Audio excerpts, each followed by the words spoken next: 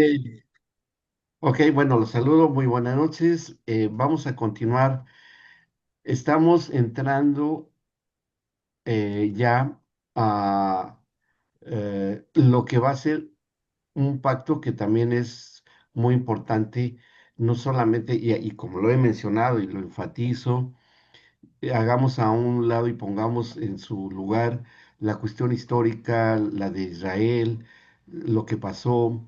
Eso es una herramienta y una estrategia de parte de Dios para establecer pactos eternos. Fíjense, pactos eternos, no se les olvide, y que va más allá de la época histórica. Al decir un pacto general y decir eternos, supera, rebasa en mucho el que sea para una nación, porque el pacto principal que ustedes se acordarán que se le dio a Abraham fue fíjense qué perspectiva, porque hay una expresión que siempre me había llamado la atención en la Biblia, que tal vez por ahí algún día la van a encontrar, que estaba en los lomos de Abraham o estaba en los lomos de tal o cual, de tal o cual eh, personaje, ¿no? Y esa expresión de que está en los lomos es una connotación muy hebrea, porque los israelitas, en su conocimientos de ese tiempo, ellos pensaban que la producción espermática se encontraba en los riñones, ¿sí? No sabían mucha anatomía. Claro, hoy por la anatomía y como médico se los digo, no era así, ¿sí? O sea, no es así. Son dos sistemas, el reproductivo y el urinario, muy independientes uno del otro, aunque tienen el mismo fin, ¿no? De expulsión, ustedes me entienden. Em, pero ellos pensaban, entonces cuando decía que estaban en los lomos, y en los lomos de Abraham, hablando en el lenguaje bíblico, estaban contenidas todas las naciones de creyentes, independientemente de la nación. Hola, Clau, la Hola, saludamos también. Doc. Buenas ¿Cómo les va? noches. ¿Cómo están? Buenas Bien, noches. bien. Buenas noches. Em, Todas las naciones, porque el pacto, primero, perpetuo, que se hizo con Abraham, y segundo, que le dijo que sería padre de naciones, no de una nación, de naciones, involucra a todas las naciones que fuesen partícipes del pacto abrahámico, que es el pacto de la familia, y la comunión con Dios y la familia. Bien, entonces eso debamos de entenderlo en todos los otros pactos que nos faltan, que ya vamos ya en la línea recta de estos pactos, pero hay que entenderlos bien. Hace rato, haciendo una pequeña reflexión, al inicio, antes de que entraran todos, considerábamos que estos pactos que se establecieron, que se hicieron, que son estratégicos, entendiéndolos bien y su profundidad y todo su contenido, todos los demás cosas que vemos fluyen más rápido, ¿sí? Por eso considero que esta es la base y lo más importante, ¿no? Ahora, se van a dar cuenta qué perspectiva le vamos a dar a lo que ya vamos a entrar en sí al pacto con el rey David. Hoy ya tenemos que empezar a ver.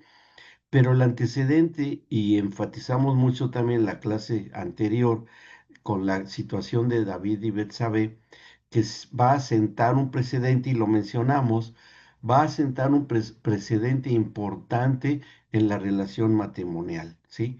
Aplicándolo a la familia. ¿M?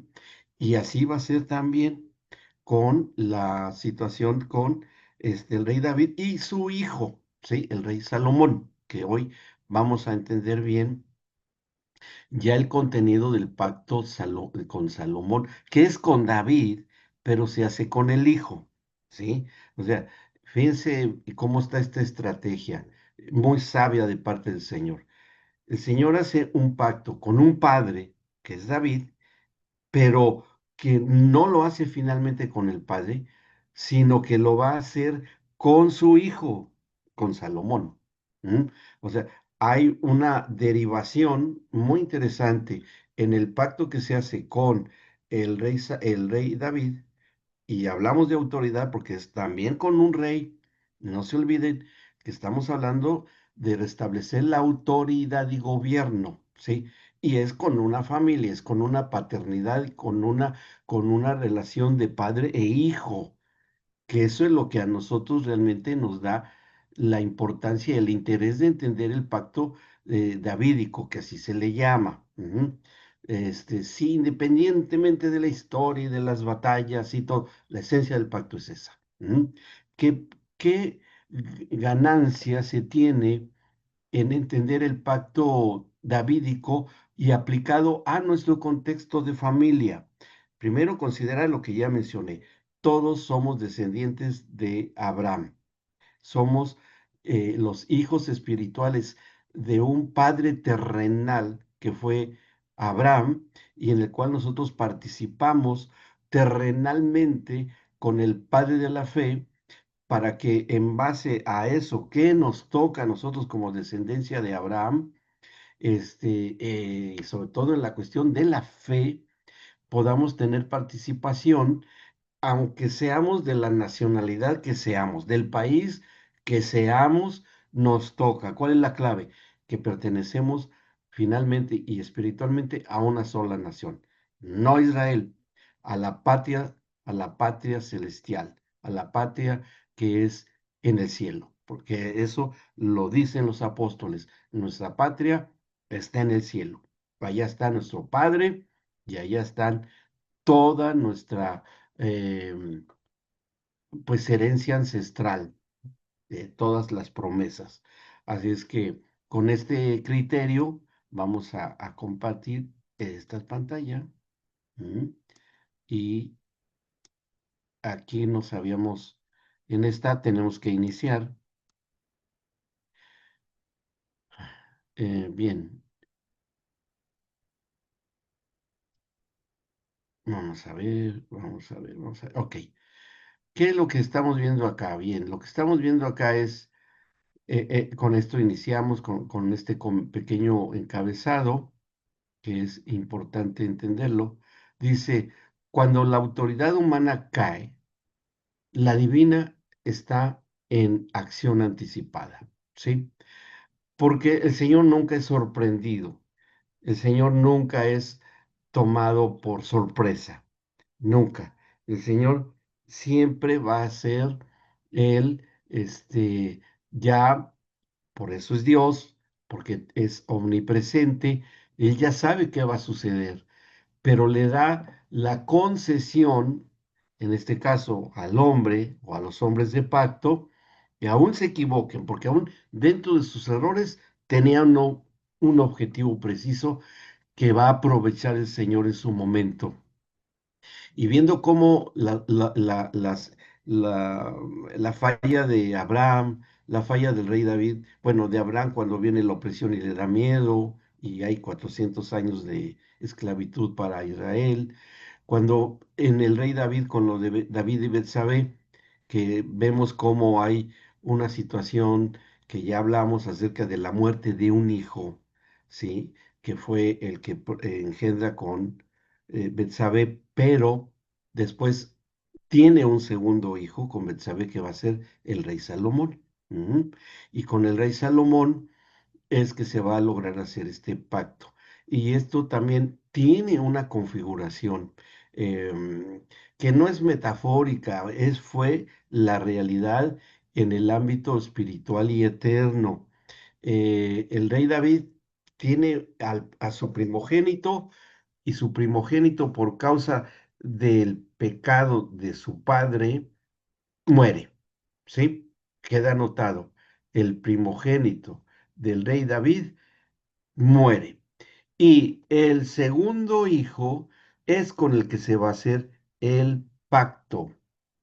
En cuanto y en relación a nosotros como creyentes, el primogénito muere, ¿sí? Que es el Señor Jesucristo, que es el primogénito entre muchos hermanos, y el segundo hijo es el que vive, que es el segundo hijo que ahí es donde cabríamos todos nosotros como segunda generación después del postrer Adán, ¿sí? Que fue el Señor Jesucristo, viene otra generación que somos el pueblo o la iglesia. Es decir, la iglesia es la segunda generación después de la primera, que fue Cristo, pero que muere para que la generación que siga tenga que poder hacer ya este pacto de paternidad con el Señor. ¿Sí? ¿Me expliqué?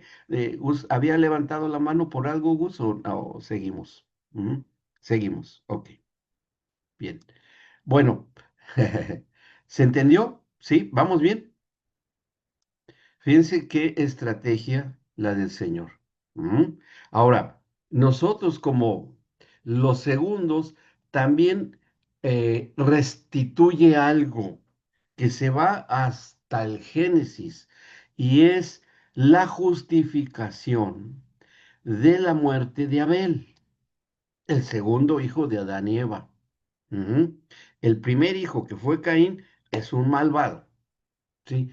Con pecado y con todo lo que ustedes quieran. El primogénito entre muchos hermanos, que es el Señor Jesucristo, carga sobre él esa situación que cargó también Caín por lo que hizo con su hermano Abel como primogénito de la creación. Y él tiene que pagar el precio por medio de los pactos, ¿no? Que estamos hablando de un pacto de paternidad, de padres e hijos. Caín hizo eso, el Señor Jesús lo toma. El Señor Jesús toma al hijo engendrado en pecado que fue con Betsabé, lo toma, ¿sí?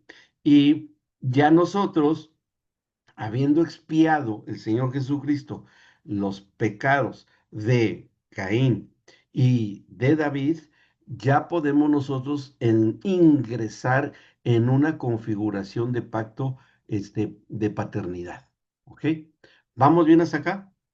¿Se dan cuenta cómo está la importancia que esto tiene para que nosotros podamos ser reconocidos como una generación nacida y engendrada en pureza, en santidad, que nos toca cada uno conscientemente llevarla a cabo? Pero todo lo va a hacer el Señor Jesucristo.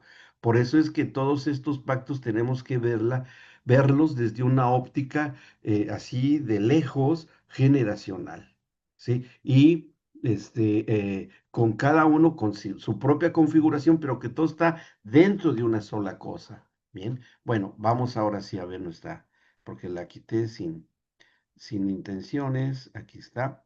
Ok, aquí estábamos. ¿Qué es lo que podemos nosotros ver aquí? Bueno, lo que podemos nosotros entender aquí en estos números que estamos considerando acá. Las leyes universales que empiezan a gobernar anticipadamente, aún antes de que el gobernante humano haga su voluntad. Es decir, Dios es un padre porque la Biblia así nos lo hace entender y el Señor Jesús lo confirma cuando ora y dice, cuando piden los discípulos que les enseñe a orar, y dice, tienen que orar así, Padre nuestro. Y Él se incluye en esa paternidad e involucra no solamente a sus discípulos, sino a todos aquellos que escuchen el mensaje del Evangelio. Hoy nosotros por eso debamos decir, Padre nuestro. El Señor Jesús decía, mi Padre mío, pues sí, porque era el primero, pero ya después somos involucrados e incluidos en esta paternidad. Y no lo dijo el Señor Jesús superficialmente o para hacer sentir bien a los discípulos, a los apóstoles. No, no, no, no. Los hace partícipes de esa paternidad, ¿sí? Entonces, y esto ya se empieza a preconfigurar desde antes de que Adán naciera en la tierra, cuando hace nacer a las primeras generaciones de animales, de plantas, de aves, de peces, porque en todas hubo una primer generación, en todas las especies, toda la creación, ¿sí? Entonces, al haber esta ley universal que gobierna antes de que naciera el que los iba a gobernar, genera los reinos que hoy denominamos el reino vegetal, el reino mineral, el reino animal, etcétera, etcétera, ¿sí? Pero aún ahí hubo una paternidad. O sea que la paternidad es un elemento común que surge de un padre en común en toda la creación, sí, sí, y que de ahí debería de haber una derivación generacional en lo sucesivo y seguirá y seguirá y seguirá, claro, porque el padre nunca deja de ser padre y lo vamos a confirmar. Si nosotros como padres vamos con el Señor y nuestros hijos han recibido el mensaje de salvación y nos hemos asegurado de dejar ese legado, nosotros como padres a nuestros hijos, y el momento en que nosotros lleguemos a reunir en futuro con ellos, con nuestras generaciones, pues nos vamos a reconocer en esa misma paternidad. Los padres con los abuelos, con los hijos, con los bisabuelos, con los tatarabuelos. Va a ser impresionante y todas las generaciones después de Abraham, vamos, les aseguro que eso va a suceder. Vamos todos en conjunto, todos los que estemos ahí, vamos a voltear a ver a dos padres, ¿sí? Ya no los biológicos, porque van a estar ahí juntamente con nosotros. Si es que están, ¿eh? Si es que están, pero sí vamos a voltear a ver hacia dos padres, hacia el Padre Celestial, que Él nos engendró desde Adán hasta hoy, pasando por la redención, por supuesto, y al Padre de la fe, que es Abraham. Ujú. O sea, tenemos dos padres, sí, un celestial y un terrenal. El Padre Celestial y el terrenal, el caso del género humano. Bien, o sea que tenemos doble paternidad. Por eso en un módulo que vemos de machismo y matriarcado, ahí enfatizamos muchísimo por qué el hombre sin Dios está o vive en un estado de orfandad permanente. Porque aún teniendo dos padres, vive en un estado de orfandad, porque es un bloqueo espiritual. La sensación de orfandad espiritual que se puede derivar y después somatizar en lo psicológico en nosotros, es porque tiene un elemento espiritual de fondo y es que no tienen al Padre Celestial como lo que es, engendrados por Dios mismo desde antes de la fundación del mundo. Desde antes de la fundación del mundo, el Señor ya nos había considerado, ¿no?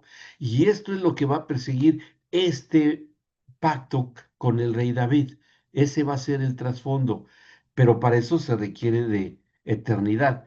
Y como es un pacto de autoridad, tiene que ser a través de autoridades como reyes, que todo esto se va a dar con solamente reyes.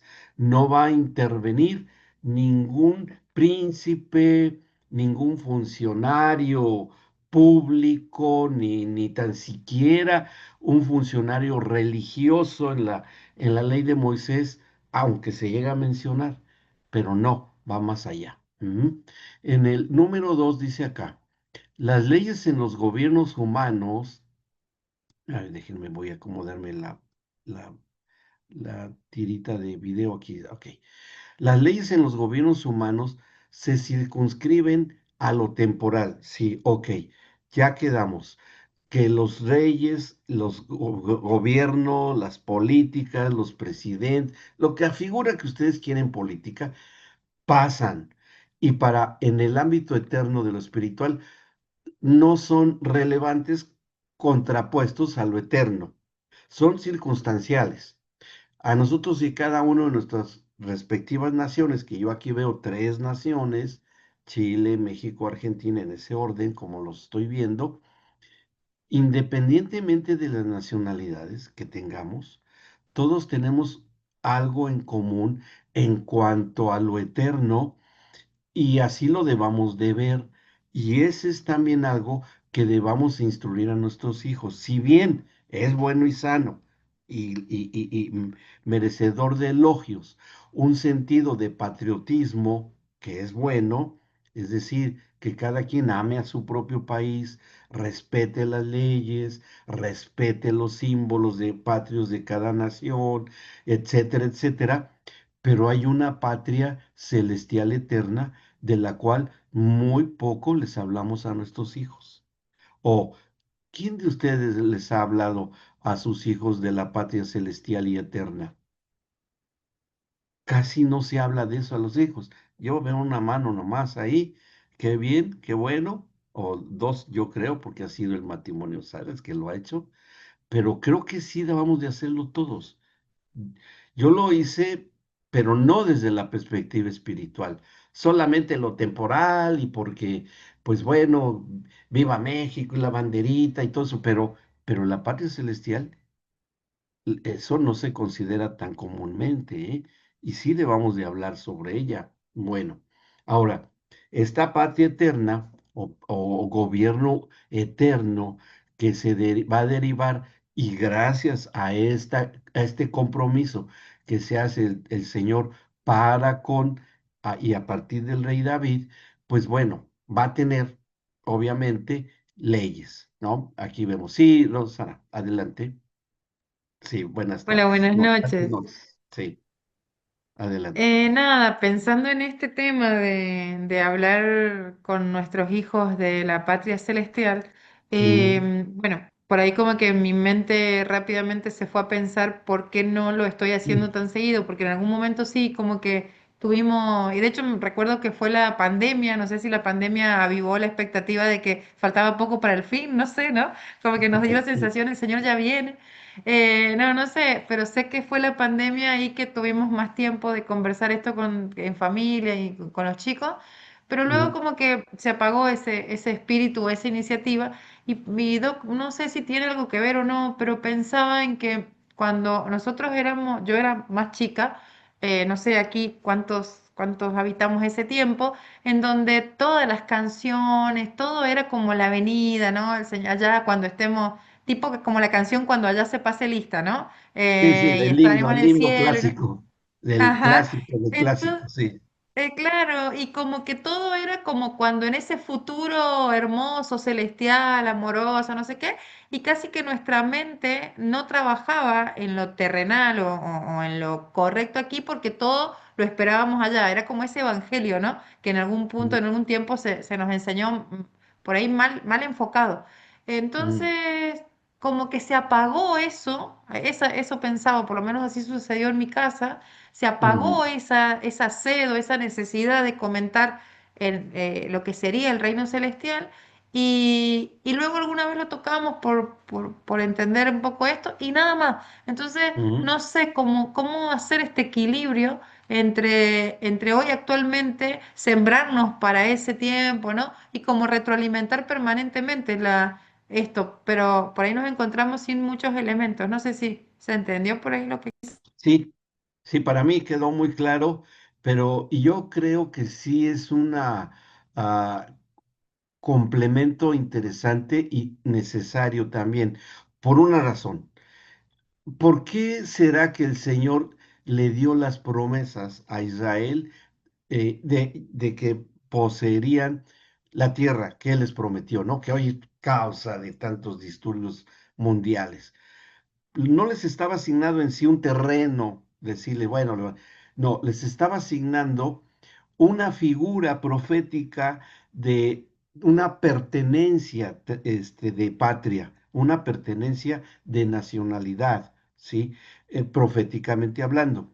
Nosotros hoy tenemos asignada una patria eterna con un rey, el reino de los cielos, el reino de Dios. Lo dicen las bienaventuranzas el Señor Jesucristo en Mateo capítulo 5, que habla de las 11 bienaventuranzas de las que habla allí él y que todos nos asignan a nuestra relación con el prójimo, nuestra relación con Dios y una consecuencia de seguir viviendo en la tierra, aquí donde estamos, pero a la vez siendo ciudadanos del cielo. ¿M? Y eso es una pertenencia de patria. que si bien es terrenal, pero también es celestial. Y cuando nosotros, como lo dijo uno de los apóstoles en una cuestión de trance muy difícil, porque es necesario obedecer primero a Dios que a los hombres. Y no porque se hiciera menos a los hombres, sino pone el orden correcto y los roles que debamos de ocupar nosotros en cuanto a todo el sentido de pertenencia que tenemos. No nada más es el sentido de pertenencia a un género, eso es lo básico y es biológico, es genético. Tenemos también una asignación, una pertenencia de una familia y tenemos la asignación y una pertenencia a un lugar, una patria. Y todo eso es un conglomerado que va haciendo y proporcionando ese mismo sentido de pertenencia a nuestros hijos que les da seguridad, les da seguridad. Y al saber que nuestros hijos van a tener ya en su espíritu, dice, bueno, no pude comprarme una casa, pero yo tengo una promesa de una casa eterna que hoy no la veo, pero ya la tengo asignada, ¿sí? Miren, fíjense, les doy un ejemplo personal. A mí me han regalado terrenos, me han hecho, pero los he dejado por causa del reino de Dios, ¿no? Y nunca hemos tenido una casa propia, siempre han sido mudanzas, mudanzas, mudanzas por nuestra actividad misionera, para no tener eso. Pero ahora que sí, ya en los últimos tiempos, sí, ya el Señor nos proveyó de un departamento y nos dijo, cuando ustedes tengan este departamento, ustedes tienen que regresar a este lugar. Está bien, ok. Lo vamos a hacer y lo vamos a obedecer. Cuando ya nos veníamos acá a Argentina en el 2010, poco antes de venirnos, nos regalan 5 hectáreas en una zona boscosa. Y le dije, no, señor, ¿cómo nos das esto antes de irnos? ¿Quiere decir que me tengo que quedar? No, no es para ti, es para las generaciones que yo quiero tener en ese lugar. Tú ve a hacer lo que yo te envié y esto déjalo así. Yo me voy a encargar de eso. Y se está cumpliendo. O sea, no es la cuestión de que yo quiera tener forzosamente una casa, eso fue lo de menos. Sí, ya nos dio un departamento, qué bueno, lo vamos a disfrutar, qué bueno, y si no, ¿qué es la visión más importante? Lo que el Señor nos asigna eternamente, eternamente. Porque la tierra va a tener un cambio, cielos nuevos, tierras nuevas. Nuestra casa está en la Nueva Jerusalén, que viene y va a bajar del cielo. Esa es nuestra casa permanente, con todo lo que está dicho, profetizado en el Apocalipsis. Nuestros hijos deben saberlo, pero seamos sabios cómo transmitirles también esa herencia que ellos tienen para que se sepan que son herederos. Eso le da mucho sentido a la psiquis de nuestros hijos. Y no se sienten así como que, uy, tan difícil que ellos es hoy hacerse de una casa, porque tenemos más los ojos puestos en las cuestiones terrenales, en juntar dar un adelanto para comprar una casa, las mensualidades, cómo están las situaciones económicas en muchos países. Es complicado en la tierra, pero en el cielo ya lo tenemos, ya la tenemos. Y eso, de veras ya tengo una casa, sí, mijito. ¿Y vamos a vivir todos juntos? Claro que sí. Y vamos a vivir ustedes, sus abuelitos, sus bisabuelos, y los hijos de ustedes, y los hijos de sus hijos, todos vamos a vivir juntos en ese palacio hermoso. Y no es una ilusión, porque está profetizado y creemos en las profecías. Y eso le da seguridad a nuestros hijos. Les da seguridad. Y no andan caminando así como que, y dónde voy a vivir, y tengo que pelear, tengo que esforzarme, tengo que estudiar, y se afanan y se afanan. Primero se construye en el reino del Señor. Se construye desde la tierra, poniendo los cimientos de la fe y después se va construyendo poco a poco en nuestra vida futura, ¿no? Y eso precisamente es la idea también de este pacto que se va a establecer con el rey David, y su hijo, ¿no? Pero bueno, vamos a continuar porque se nos va el tiempo luego, pero está súper interesante esto, ¿no? Bien, entonces este pacto va a tener también leyes, va a tener decretos que no van a cambiar, los vamos a encontrar y son verificables al 100%, pero no los menciono ahora, sino hasta que lleguemos a ellos. El único autorizado en modificar estos decretos o crear nuevos es el rey, que a la vez es legislativo, que sería el pueblo, porque Jesús nació en medio de un pueblo. ¿Sí? Él nació en medio de un pueblo. Él es también un poder ejecutivo, porque él es rey de reyes, señor de señores. Y a la vez también él es judicial. Él es juez, tiene el cetro, la vara de hierro para juzgar a las naciones, el ejecutor del cumplimiento. Tres poderes en una sola persona, tres poderes en un solo rey. Y en el terrenalmente hablando, muchos hoy lo manejan, que es el dictador, que quién sabe qué, terrenalmente con el hombre perdido en su vida espiritual, sí, sí lo es, puede ser que lo sea. Si quieren darle un nombre, se lo pueden dar, no hay problema, pero para nosotros no. Para nosotros es el Señor Jesucristo, Cristo Jesús, nuestro Rey y Señor, que es a la vez nuestro hermano que nació en la tierra y fue pobre, no tenía dónde reclinar su cabeza, como él lo confiesa en una ocasión. Dice el Hijo del Hombre, dice, las zorras tienen guaridas, las aves de los cielos tienen nidos, pero el Hijo del Hombre no tiene dónde reposar su cabeza, porque él se hizo pobre para que nosotros fuésemos ricos. ¿Mm? Entonces Él llevó también nuestra pobreza a la cruz del Calvario. Y no estoy hablando en términos materiales, eso es la prosperidad que viene en consecuencia, ni tenemos que pedirla, viene porque viene. Ni hagamos una doctrina de eso, porque no, eso es pensar muy demasiado básicamente. Si vean, los fariseos eran pero bien cumplidores de los diezmos, diezmaban del eneldo, diezmaban de las semillitas, ¿no? Yo imagino que partieran un trigo en 10 partes, ¿no? Y dijeran, bueno, esta décima parte de esta semillita de trigo, capaz que lo hacían, ¿eh? Este es mi diezmo de trigo. Ahora, cortemos la que viene en 10 partes, otra semillita, hasta que cortaran lo de 10 kilos de trigo de las semillitas y dar la décima parte. Bueno, ¿podrían hacer así de exagerados?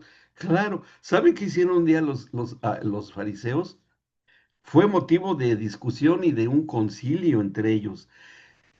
Querían saber acerca del sábado, del día de reposo. ¿Cuántos higos secos se podían transportar en el día sábado? ¿Cuántos higos secos? Para no pasarse de las leyes que ellos mismos establecieron, leyes de los fariseos. Un día, y eso son anécdotas que se cuentan ahí, este, se pusieron a discutir cuántos ángeles podían danzar en la punta de una aguja.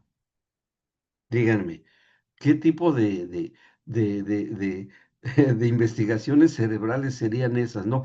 Pero pues porque no tenían más allá hasta que viniese la predicación del evangelio. Ah, es cuando ya se encendió ahí y se activó toda la cuestión espiritual, ¿no? Por eso el Señor Jesús se divertía mucho con ellos. La verdad, se divertía mucho con ellos. Pero bueno, siempre se mostró muy caballeroso, muy amoroso, muy piadoso. Y bueno, les rebatía y se quedaban callados. Está bien, eso así debe de ser. Entonces, con estos principios de autoridad que vamos a ver si se cumplen en el pacto que se va a hacer, también genera creación de nuevas leyes y que pertenecen todas a las necesidades reales y justificadas del pueblo, de las familias, porque pueblo es igual a familias, familias es igual a pueblo, ¿ok? En su beneficio y prosperidad. O sea que finalmente la intención de rescatar la autoridad que se perdió iba a ser en beneficio de la familia y sus roles en la familia, sí, porque una familia que tiene roles asignados los cumple y el conjunto de familias que se unen y se llama sistema de gobierno y las cumplen, esa nación va a ser una nación bendecida y próspera. Pero cuando hay acuerdo y en beneficio común, como Dios dice. Pero bueno, eso es muy utópico, eso es pensar muy alto y bueno, lo aplicamos a nuestras familias el día de hoy solamente. Bien, bueno, ¿vamos bien hasta acá? Sí, vamos a lo que sigue. Ahora bien, bueno, como siempre, nada más lo mencionamos porque ya lo vimos muy, muy detalladamente. Sí, hubo una elección fallida, porque Dios se equivoca y quién falla, ¿no? La decisión de y fallas del rey David, ya las vimos. Que de todas maneras, el Señor va a sacar provecho de eso, que ya les mencioné algunas.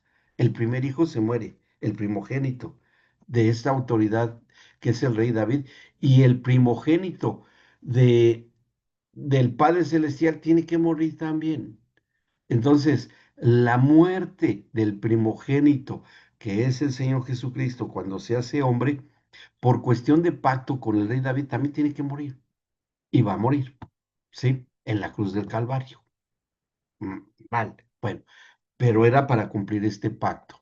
Pero iba a resucitar porque el Padre Celestial, ese era el plan, que fuese también el Hijo de Dios, no solo el Hijo del Hombre, que ese es el que muere y después resucita, sino que el Hijo del Dios Altísimo tuviese una continuidad en su relación padre-hijo, no se interrumpió. Sí, adelante, Carlitos, adelante.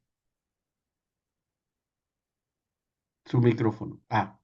Encienda su micrófono. Ahí sí. Tengo una duda en relación con David, Sí. que hablamos, ¿cierto? Que muere el primogénito, ¿cierto? Que es el hijo de Betsabé.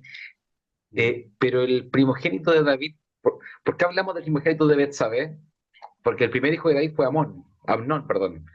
Y él tuvo Sí, más Amnón. esposas antes, ¿no? La Sí. primera fue Mical, que Concubina. se la dio Saúl, Abigail, la esposa de Naab, la viuda, Naval. Ujú. Y Mical fue ¿cierto? estéril. Sí. ¿Por qué Pero este es razón? un primogénito.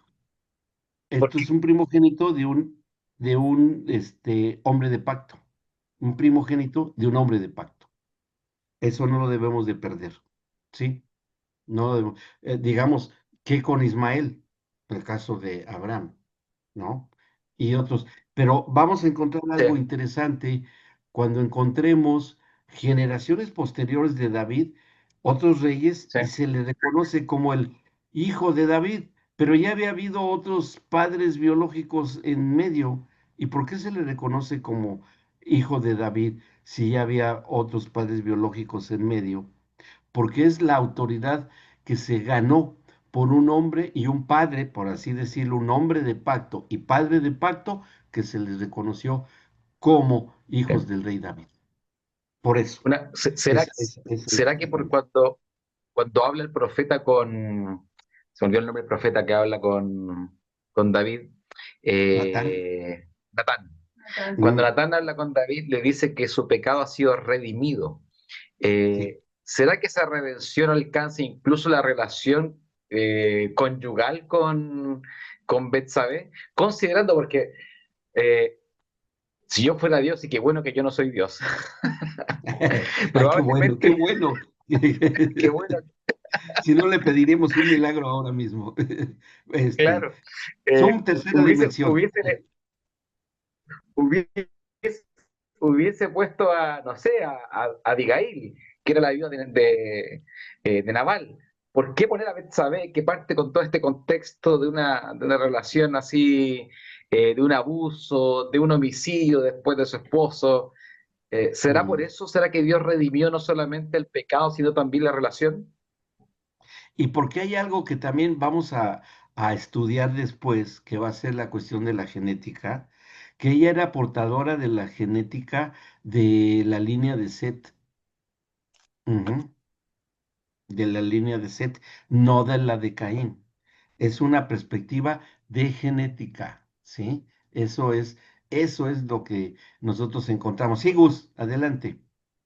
Sí, una pregunta con respecto a lo que decía el hermano recién del hijo de que murió el niño a los 7 días, Sí. el hijo de David y Betsabé. ¿Ese niñito partió la presencia de Dios o fue el seno de Abraham? El que sin ley muere no es acusado por la ley. Era un bebé de 7 meses y no tenía pecado, aunque tenía una Días, naturaleza adámica, pero no tenía pecado, un No, santo pasivo, en santidad pasiva. Igual que como haya sido Adán, porque él murió sin ley, pero bueno, no era santo, hizo lo que hizo. Pero en el caso de o sea todos que los bebés, están por en más esa que no haya situación. sido circuncidado, lo mismo fue la presencia. Sí, sí, pudo haber sido porque no llegó al octavo día, que eran cuando venía la circuncisión. No se Ok, violó la ley. Ah, por muy cierto, claro. eso también iba a comentar respecto a los comentarios de Carlitos, que también en la cuestión de la ley tuvo mucho y tiene mucho que ver en esas circunstancias, ¿no? De que las concubinas, que eran las que tenían, aparte de, bueno, con Mical no tuvo hijos y las demás que siguen en turno, en esos tiempos las concubinas eran necesarias, pero como el Cana, el padre del profeta Samuel, ¿no? Que tenía pues nomás una, porque eran las que podían mantener. Entre más dinero, más plata tenían, más concubinas tenían. Pero había una que era asignada como la esposa reconocida. Las demás eran concubinas, o sea, incubadoras ambulantes para proporcionarle seguridad a las herencias y a los legados que tenían los reyes y, bueno, las riquezas, las herencias, etcétera, etcétera. ¿Ok? Bueno, vamos a continuar. El caso de Betsabé, Urias y David son este inicio de estrategias para generar un pacto eterno, que estamos a punto de ver. Después del incidente grave, los términos de pacto de Dios y David se trasladarán a la generación siguiente de David con su hijo Salomón. Y también por ese motivo, porque tal vez alguna vez se han hecho la pregunta, ¿y por qué se tuvo que pasar todo esto con el rey Salomón? ¿Por qué no se quedó esto de una vez con el rey David? Porque hay una razón de la cual va a dar cuenta el Señor con respecto al rey David. Ahí lo vamos a encontrar, ¿no? Bueno, y por eso fue que no lo hizo. La sabiduría de Salomón, que también fue admirable para legislar, para las leyes, pero fue fallida también en su persona. Vamos a ver qué consecuencias hubo, que ya la mencionamos indirectamente, pero lo vamos a recordar. Después, en los términos de pacto y sanciones quedaron establecidas en este pacto, sí. Y llegaría el establecimiento del pacto del trono eterno, esa era la intención. Entre otras, aparte, independientemente de la paternidad y la relación padre-hijo en lo eterno, también debería de haber un sistema de autoridad paternal eterna, que iba a ser a través de un trono, porque esto va a ser un trato entre reyes. Y el que lo reconoce de los apóstoles es el apóstol Pedro. El apóstol Pedro es el que reconoce esto, ¿no? Y eso es muy, muy impresionante que después de todo lo que vio el apóstol Pedro, llegase a reconocer esta autoridad gobernante de reino entre los creyentes en la fe, ¿no? Eso es también, es algo que vamos a ver como beneficios y que se derivan de este pacto. Bueno, aquí también vemos esto. Las consecuencias generacionales de las fallas del rey David tenían que ser solucionadas. ¿Por qué tenían que ser solucionadas? Porque fueron herramientas indispensables en la redención en Cristo Jesús, ¿no? Por algunas razones, y también las vamos a detectar. Las autoridades presentes, cuando le tocó al Señor Jesucristo, que esa es la que nos interesa, que los reinados de ese tiempo eran muy corruptos y el rey aún no manifestado, que era el Señor Jesucristo, se tenían que confrontar, se tenían que confrontar. ¿Cómo el Señor tuvo que sostener muchas peleas, muchas batallas? Alguien por ahí alguna vez, no en este grupo, sino en otros grupos, alguna vez surgió una pregunta. ¿Qué necesidad tuvo el Padre Celestial de que a través de su nación de Israel tuviesen tantas guerras hasta el día de hoy. Hasta el día de hoy llegan, ¿no? Hay y ha habido. ¿Por qué? ¿Por qué esa situación de conflictos bélicos en la nación de Israel desde que surge con el pueblo hebreo, ¿no? Bueno, porque estas confrontaciones de reinos tienen que seguir hasta que el reino de las tinieblas queden derrotadas, independientemente de los reinos temporales, terrenales, que siempre ha tenido la nación de Israel, siglo tras siglo hasta el día de hoy, pero no van a cesar hasta que llegue la principal de las confrontaciones, que también se ha tenido paralelamente, que ha sido la confrontación con el reinado de las tinieblas. Bien, no va a cesar, porque si nosotros leemos con cuidado el cumplimiento profético en el libro del Apocalipsis, vamos a ver que surgen autoridades espirituales, ¿no? Y profetizado por Daniel, una parte, y después por Isaías, otra parte, por Jeremías, por los profetas. Casi todos los profetas hablan y profetizan de reyes que vendrán hasta llegar al cumplimiento con el reino eterno en Cristo Jesús, ¿sí? Que habrá de tener una confrontación final y con todas las naciones que estén presentes en ese momento, ¿no? Que hoy podemos suponer cuáles sean, por lo que estamos viendo que está pasando. Pero bueno, no vamos a poner una fecha porque ni el Señor Jesús la sabe y no la ponemos. Pero que está habiendo una confrontación de reinos, sí la hay, sí la hay. Que no lo veamos la lucha espiritual que hay, pues eso es cuestión de fe. Pero de que hay esa confrontación, sí la hay. Y lo dice el apóstol Pablo desde hace 2000 años, casi, un poco menos. Lo dijo el apóstol Pablo, porque no tenemos lucha contra carne y sangre, sino contra autoridades y gobiernos, contra potestades, contra etcétera, etcétera. Y esa lucha continúa.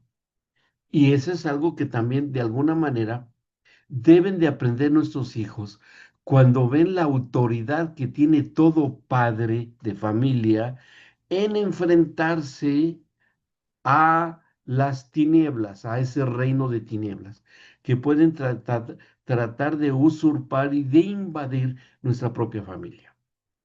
Y el padre de familia es el que se levanta con autoridad para que el Señor reprenda a esos gobernadores de tinieblas y ni se atrevan a cruzar el umbral de nuestras puertas, de nuestros hogares. No se atrevan, ¿sí? Pero eso es algo que también uno se entrena y que también uno a veces, uno vive la vida, estoy hablando de la familia cristiana, deja pasar la vida y no se habla de la autoridad que ya también tienen los hijos. Y hay niños, yo los he convivido con ellos de pequeñitos que tienen esa autoridad, la confrontan y que hasta el Señor les da discernimiento de espíritus y que ellos ven demonios y no les da miedo. No, no les da miedo. Algunos de ellos han sido mis hijos, por lo menos dos, que dicho, "Ah, mira, papá, vi unos demonios que estaban en tal lugar ahí, estaban ahí, y todos, ah, sí, los viste, sí, y que te dio miedo, no.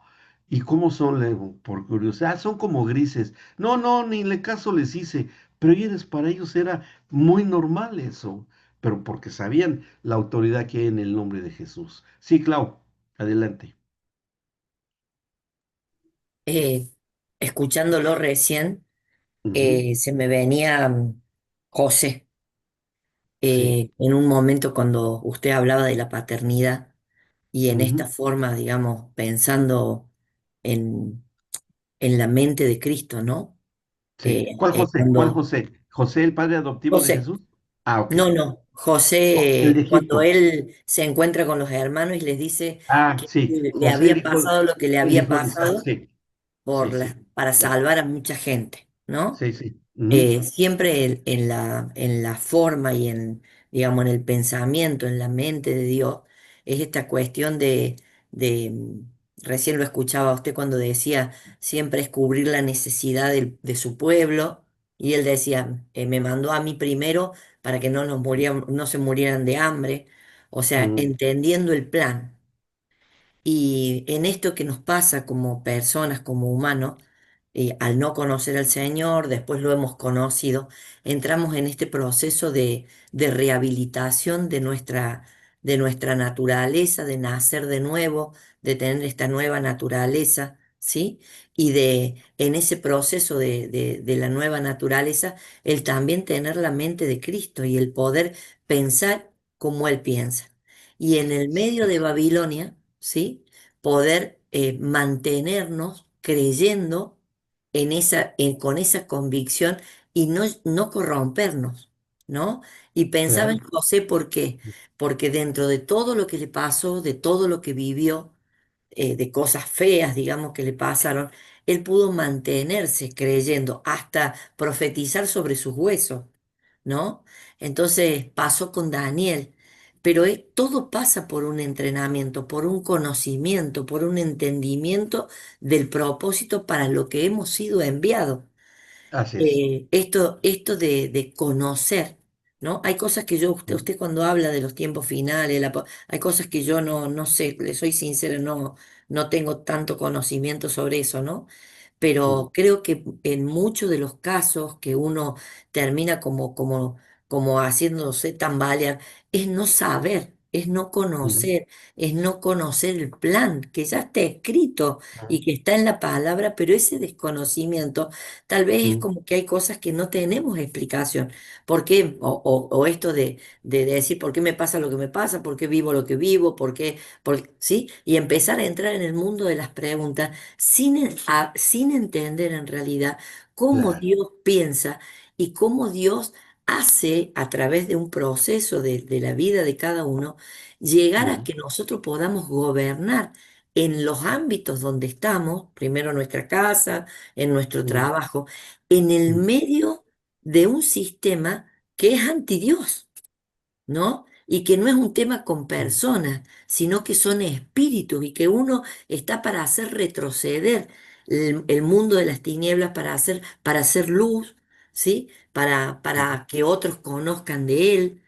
Entonces, Sí. el sentido, a veces por este desconocimiento, se pierde pensando que las cosas nos las hacen a nosotros. Le digo, Mm, y mm, estoy hablando justamente porque me ha pasado estar en esos lugares. Uno como con la mente humana ve cosas que no son las que Dios ve, ¿no?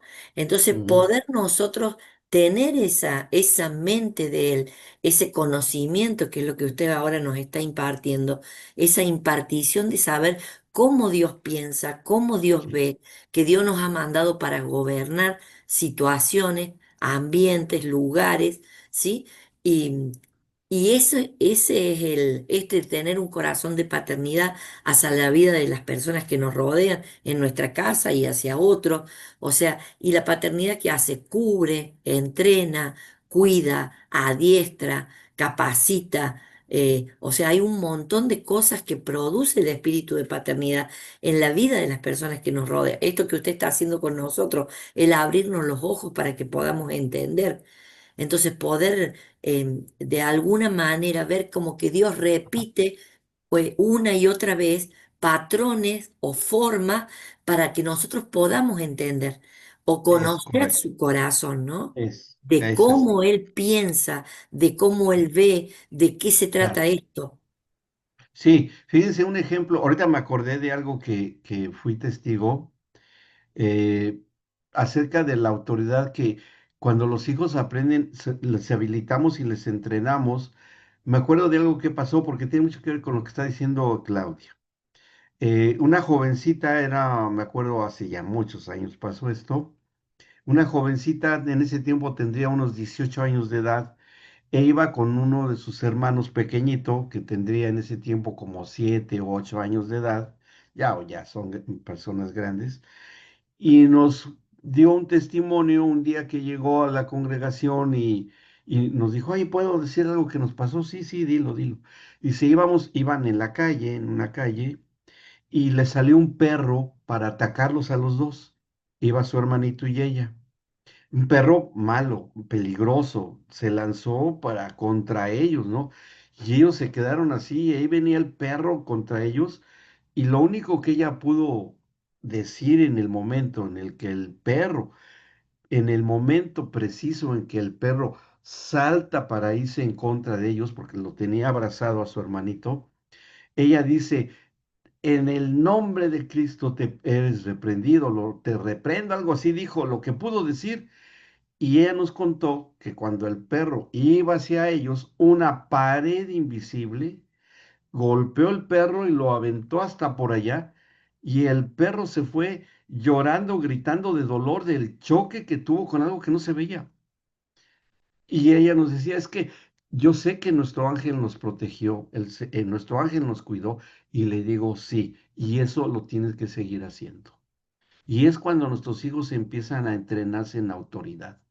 No hay daño que puedan ellos sufrir si los entrenamos y manejan su autoridad, porque el padre y la madre en la familia tienen esta autoridad, que la tenemos. Bueno, las cosas van a ser diferentes y como dice Clau, que hay cosas que Dios no ve, pero sí nos deja la responsabilidad de discernirlas nosotros.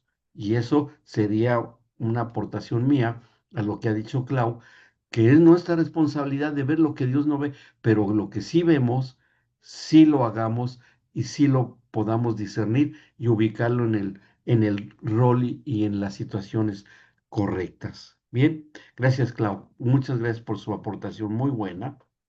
Bien, ahora, todos y vamos a ver cómo fue que se enfrentó el reino de Dios a través de Cristo con los reinos corruptos que estaban vigentes en su tiempo. Ahí vamos a verlo, porque es parte de la redención.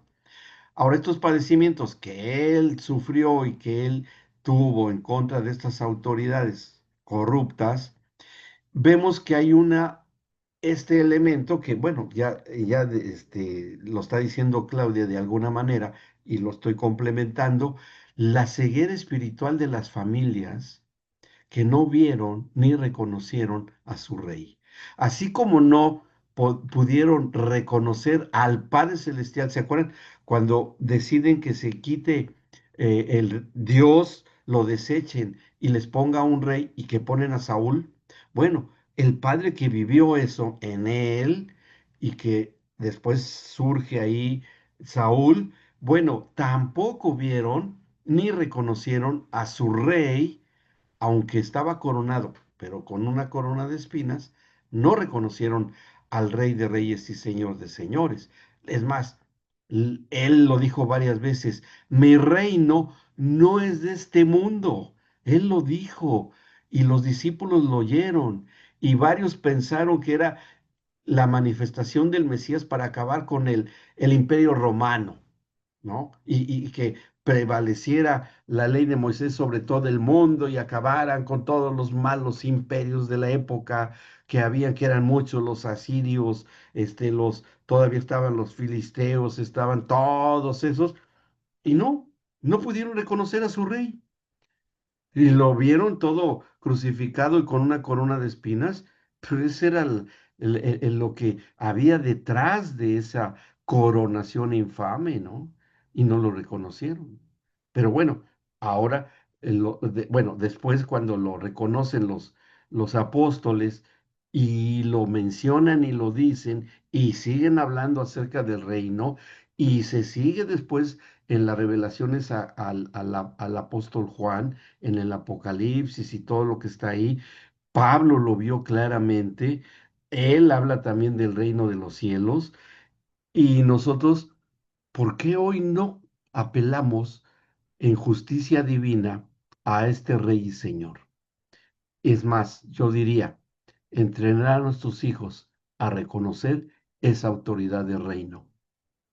Qué maravilloso deba de ser que papá y mamá entrenemos a nuestros hijos a reconocer que un rey vive en medio de nosotros, y que cada hogar, como sea el hogar y que sea que tengamos, es la habitación y el palacio de un rey, y en el cual en este reinado hay verdaderos templos donde vive el rey, y en cada uno de ellos está el Señor Jesucristo. Eso es maravilloso que se establezca y que nuestros hijos tengan ese reconocimiento, ¿no?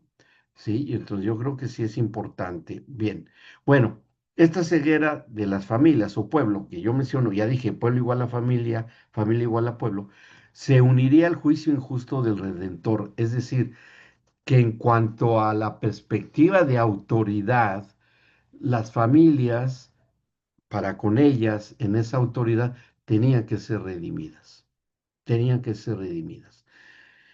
Finalmente, leemos acá, la cruz es el símbolo de la justicia fallida, porque sabemos lo que dice en el Deuteronomio, maldito todo aquel que es colgado de un madero. Después lo vuelve a decir el apóstol Pablo, sí, cuando habla acerca en la carta a los Gálatas, pero está hablando de una derrota de un reino terrenal en el rey que es crucificado injustamente, que es el Jesús de Nazaret, pero que finalmente va a ser el estrado de la victoria divina para obtener el trono eterno, para que surja un rey con un trono eterno. Es la transformación de la cruz, de ser un lugar de maldición eterna a ser algún lugar de bendición eterna. Es la catarsis, ¿no? El elemento de cambio, el punto de inflexión para el ganar una autoridad eterna y no tomarlo como un símbolo vacío o un símbolo de, hasta yo diría, medio fetichista de la cruz, ¿no? Que nuestros hijos sepan lo que representa verdaderamente la cruz, pero ¿cómo se la representamos? ¿Como un lugar de derrota o como un lugar de triunfo? Yo creo que se deba de conocer lo que es, cuando Jesús dice, tomen su cruz todos los días y síganme. Uy, eso se oye como muy derrotado. No, hay que enseñar que la cruz es un elemento de transformación, es un elemento de transición para que ellos adquieran el valor de la cruz, que sí fue para acabar con el viejo hombre, pero también es para donde surja un nuevo hombre, hablando de nuestros hijos e hijas. Y ahí va a cambiar la perspectiva. Eso les va a hacer ganar también habilidad y discernimiento para la autoridad. Les va a hacer ganar, porque vamos a hablar de este trono eterno que el Señor había prometido. Y por eso es que ahora llegamos a cómo Él va a establecer este pacto, pacto de gobierno, que se va a concretar con el rey Salomón. Es con él con quien se va a llegar a hacer este pacto, que no se hizo con el rey David, porque en algún momento determinado el Señor reconoce al rey David con dos grandes fallas que ya mencionamos.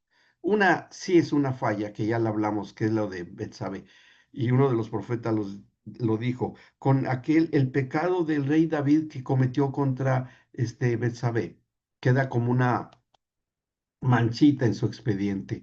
Y la otra, por lo cual no le permite establecer el pacto con el propio rey David por haber sido un hombre de guerra, y él tenía que ese rey de guerra que tiene una confrontación y que va teniendo una confrontación hoy, hasta hoy, con las tinieblas, es una lucha que tiene un objetivo primordial, un objetivo final, que es la paz, la paz.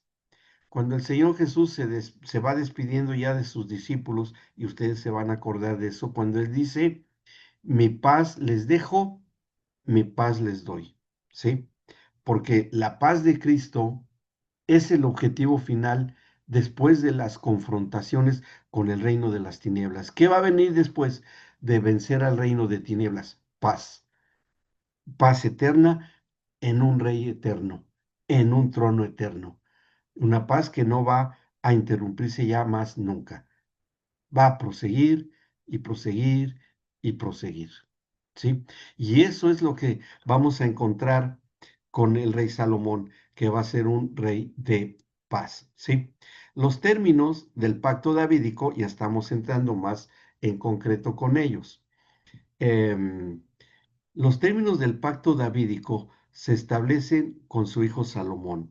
No va a ser con el rey David, sino que va a ser, a pesar del rey David, se va a establecer con su hijo, el rey Salomón. Y qué bien, porque va a ser a través también del Hijo del Padre Celestial, a través de su Hijo. Ahí hay una gran correspondencia y vinculación espiritual, ¿sí? Que es el famoso Midrash de los hebreos, la vinculación escritural del antiguo y el nuevo pacto. Eso es lo que así le llaman ellos. Para nosotros es una cuestión de tipo exegética y hermenéutica. Así lo debemos entender nosotros. El significado de la palabra escrita y el significado del contexto de lo que está escrito. Entonces, si bien el pacto que se va a hacer con un rey, hijo de un rey, que fue Salomón con David, también en el nuevo pacto es el cumplimiento de un hijo que es rey con un padre que también es rey, que es el Señor Jesucristo con el Padre Celestial. Por eso les decía, todo es realeza, todo es realeza. Por eso, y a consecuencias de eso, que adelanto un poco, a todos los creyentes, a todos los hijos del Señor, le tiene preparado el Señor una corona de las cuales habla principalmente el apóstol Pablo, de 5 coronas que se les darán a el pueblo de Dios. Pero bueno, no, llegaremos a ese tema, pero que hay una realeza que se hereda, la hay, y que desde ahora debamos de vivir como reyes y sacerdotes, sí. Por eso, ¿se acuerdan que Gus nos consiguió, nos envió en el chat acerca de un libro que les recomendé, que es Cómo vivir como un hijo del rey? ¿Sí? Y también les recomendé el libro del El perfil de 3 monarcas, ¿ok? También eso, que es un clásico, que es rapidísimo de leer y se lo recomiendo porque nunca va a pasar de moda ese libro. El perfil de 3 monarcas, casi en los institutos bíblicos es casi obligatorio leerlo. A mí me hicieron leerlo, pero no lo leí una vez, lo leí varias veces, porque es muy preciso para entender lo que es el reinado, ¿sí? Y lo que es esa autoridad de rey. Bueno, los antecedentes previos que vamos a tratar en este pacto están en el primer libro de los Reyes. Vamos ahí. Primer libro de los Reyes, desde el capítulo 1. Vamos a ver estos antecedentes previos, para que no nos olvidemos de ellos. Capítulo 1, desde el versículo 28, cuando ya tiene a Salomón el rey David, que ya ha nacido de Betsabé, y empieza a levantarse un usurpador, que fue Adonías, que se llamaba un usurpador, que se estaba proclamando rey en lugar del heredero que debía de ser Salomón, y ya se está levantando pues, en un verdadero golpe de estado que le querían hacer al rey David, y lo alertan. Él hace algo. Vean cómo, y ahí vamos a encontrar otra vinculación importante. En el capítulo 1, versículo 28, cuando está levantándose en usurpar esto, el Adonías, que el profeta Natán, el mismo profeta que ha estado cerca del rey David, va y le dice, se está levantando Adonías, ¿no? Se está levantando en lugar tuyo, se está proclamando como un rey. Y Salomón todavía era pequeño, todavía era un adolescente, probablemente un adolescente, va y en el versículo 28, cuando le dicen que se está levantando en esta rebelión de Adonías, en el 28 dice, entonces el rey David respondió y dijo, llámenme a Betsabé. Y ella entró a la presencia del rey y se puso delante del rey. Y el rey juró diciendo, vive el Señor, que ha redimido mi alma de toda angustia. ¿Sí? Ya había pasado por el Salmo 51. ¿Se acuerdan que lo estudiamos? Y dice, que como yo te he jurado por el Señor Dios de Israel, y estaba jurando en el nombre de Dios, y no era cualquier cosa, ¿eh?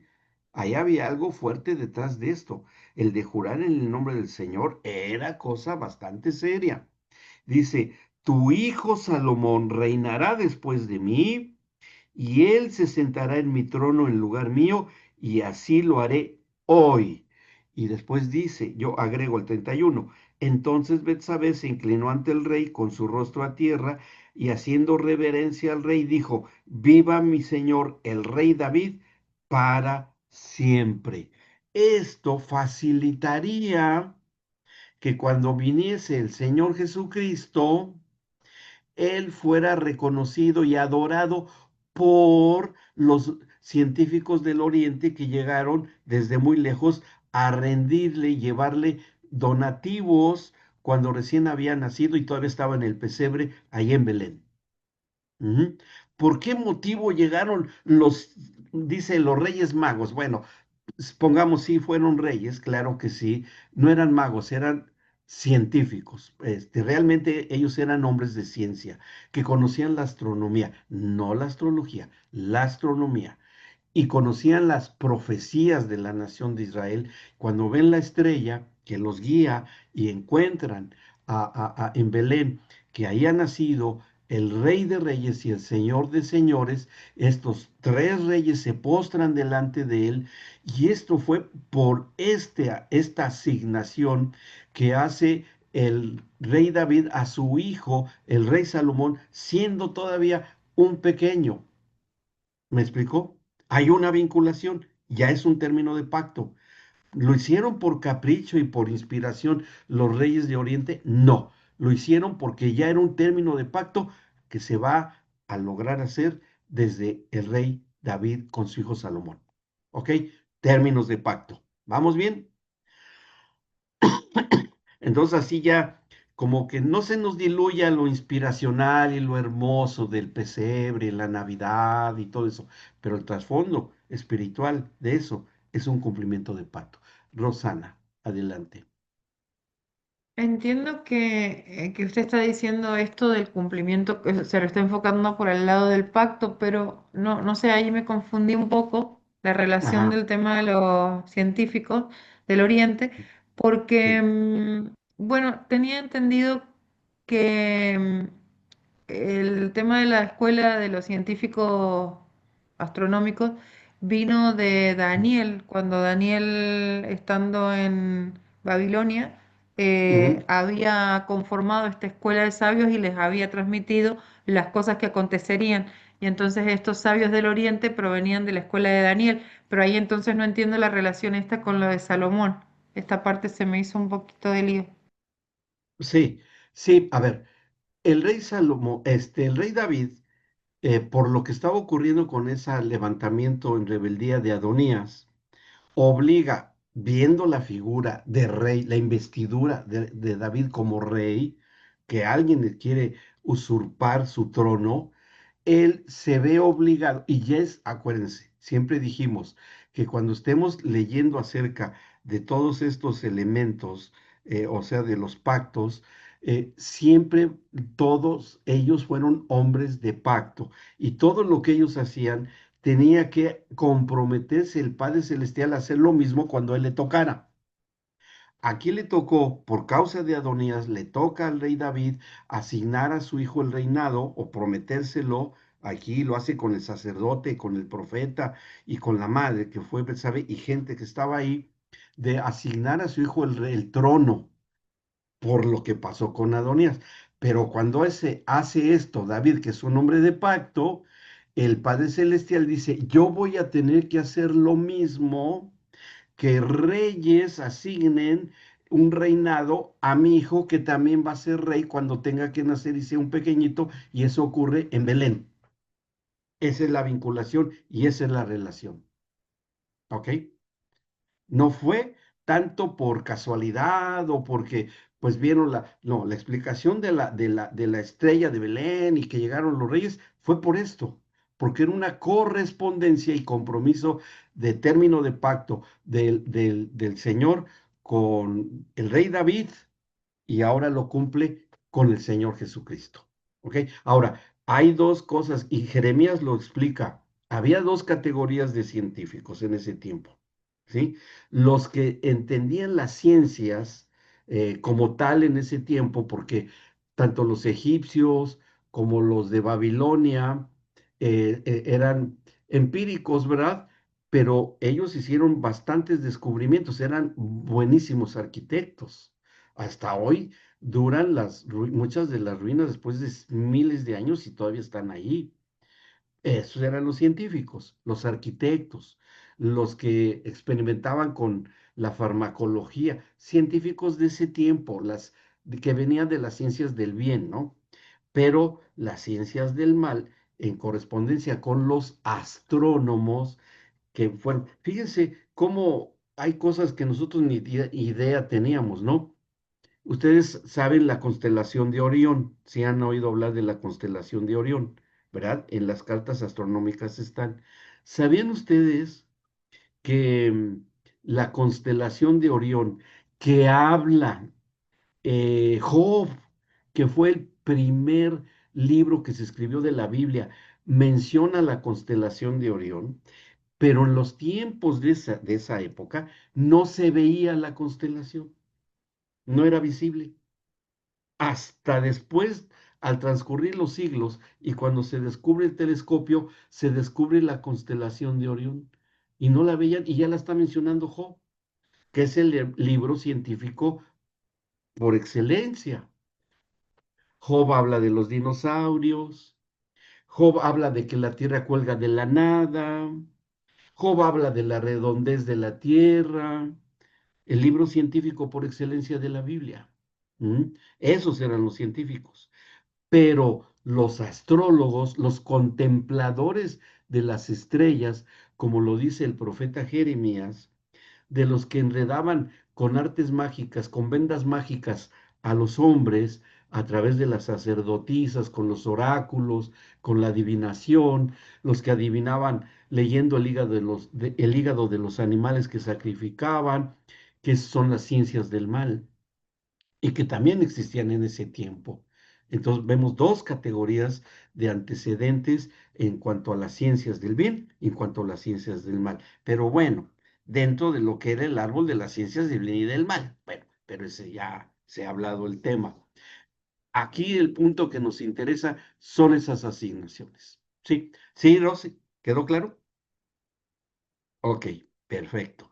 Bueno, vamos a como, nos faltan unos cuantos minutos. Aquí Gus nos acaba de mandar, buenísimo Gus, que nos habló acá nos habla de las coronas, fíjense, yo creo que después lo pueden ustedes, siempre que Gus nos envía todo esto, es muy útiles.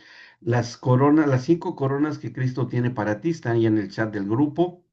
Las 5 coronas para el creyente, y bueno, ya lo pone aquí, porque no iba a hablar de ello, pero ya que lo menciona, Gus, qué bueno, dice las 5 coronas para el creyente, también como conocidas como las coronas celestiales, son la corona incorruptible, es una, la corona de regocijo, de gozo, dos, tres, la corona de justicia, y la corona de gloria, cuatro, y cinco, la corona de la vida.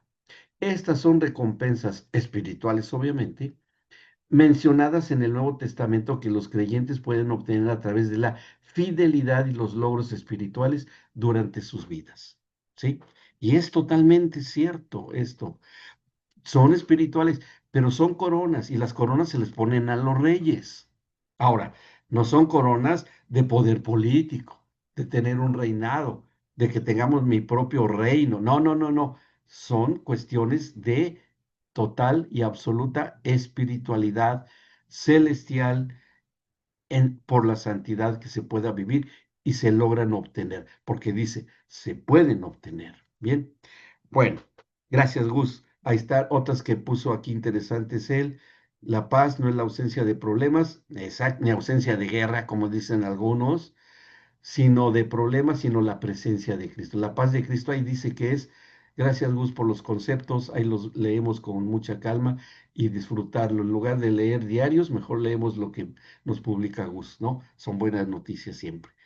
Bien, seguimos entonces en esto que estamos. Eh, es por eso que se va a tener que hacer este término de pacto como un antecedente importante. Hay otros menores, pero estos son los más importantes. Capítulo 2, 2 al 4. Capítulo 2, 2 al 4. Dice así. em, también se puede considerar como un término de pacto, sí, también. Porque cuando ya está por partir de esta vida el rey David, le habla a su hijo Salomón, que ya se le ha asignado el reino. Y dice, cuando llegan sus días, que había de morir, ordenó a Salomón su hijo, le dice, yo sigo el camino de todos en la tierra, esfuérzate y sé hombre. Padres de familia, palabras que tenemos que transmitirle a nuestros hijos en esa exhortación. Hijito, sé hombre y esfuérzate, esfuérzate y sé hombre. Wow, esa es una exhortación muy importante para los varones quien tenga hijos. Dice, guarda los preceptos del Señor tu Dios, andando en sus caminos, que hoy hay un solo camino, que es Cristo Jesús. Yo soy el camino, la verdad y la vida, ¿no? Observando sus estatutos y mandamientos, un nuevo mandamiento les doy, que se amen los unos a los otros, ¿sí? Y estas son la constitución del cielo, ¿no? Las bienaventuranzas, los estatutos. Sus decretos, la palabra, el cielo y la tierra pasarán, pero mi palabra no pasará. Ujú. Y sus testimonios, testimonio les doy hoy de que Él era el Hijo de Dios, de que Él era el Mesías prometido. O sea, todo eso lo tuvo que decir el Señor Jesús, no lo dijo porque se veía obligado, sino porque Él estuvo presente cuando esto se lo dice el Padre, el Padre Celestial y Jesús fueron testigos de esto, cuando esto le dice Salomón, a Salomón su padre David, y quedan como términos de pacto. Como he dicho yo, no hay una sola palabra inútil en todo lo que se hicieron con los pactos que estamos estudiando. ¿Ok? Bueno, sigue hasta el versículo 4. Estábamos en el 3. Dice, de la manera que esté escrito en la ley de Moisés, para que prosperes en todo lo que hagas y en todo aquello que emprendas. Ahí se ubica, porque en eso estaban en ese tiempo, en la ley de Moisés. Que finalmente nosotros, ¿cómo lo debamos de considerar hoy en cuestión de autoridad? ¿Sí? Que el pecado no se enseñoree de nosotros, que no se enseñoree el pecado de nosotros, ¿no? Cuando dice, si bien fue en la ley, pero recordamos que la ley de Moisés es para el conocimiento del pecado, solamente. El conocer y practicar la ley de Moisés solamente nos lleva al conocimiento de lo que es el pecado. Pero el perdón de pecados y el que sean borrados es solamente a través de la redención en Cristo Jesús. ¿Sí? Entonces, qué bueno que lo dice aquí. Está escrito que en la ley de Moisés para que prosperes en todo lo que hagas y en todo aquello que emprendas, que hoy sería aplicado en nuestro contexto de familia. Hijito, hijita, ¿quieres que te vaya bien? No peques. Y ahí se está cumpliendo toda la ley y los profetas. Y ama a tu prójimo como a ti mismo. Y ahí se está cumpliendo toda la ley y los profetas. Queremos hacer a nuestros hijos cumplidores de la ley de Moisés y no que se la aprendan de memoria y que hagan los sacrificios, que hagan el Shabbat, porque no es nuestra cultura. Nuestra cultura es la cultura del reino eterno. Y es, hijitos, amen a su prójimo como a sí mismo y a Dios nuestro Señor con todas las fuerzas de su ser. Y ahí, y al Señor, y ámense ustedes mismos. Ahí están cumpliendo la ley. Ahí está, aquí está establecido el hijo del rey, Salomón, tenga que obedecer todos estos que él ha dicho. Y el 4 dice, ¿y para qué? Y Salomón podría haber pensado, ¿y para qué, papá? ¿Para qué me dices esto? Para que confirme el Señor la palabra que me habló diciendo, si tus hijos guardaren mi camino, ya no son mis caminos. Ahora está hablando en singular, mi camino, que mis hijos, tus hijos, guarden mi camino, andando delante en mí con verdad de todo su corazón y de toda su alma, jamás dice, faltará a ti varón en el trono de Israel. Es decir, el camino, la verdad y la vida, que eso es lo que después Jesús va a proclamar de sí mismo. Y nosotros al engendrar por medio del Evangelio hijos del reino, es otra manera de paternidad muy poderosa de compartir las buenas nuevas de salvación y para que el reino de Dios tenga hijos. Alguien que no tenga papá ni mamá, que se sienta huérfano, pero que encuentre un padre gracias a la predicación del Evangelio. ¿Ok? ¿Vamos bien hasta acá? ¿Sí? ¿Dudas? ¿Preguntas? ¿No? Bueno, vamos a dejar de compartir pantalla. Ujú. Y vamos a detener porque ya estamos en la hora.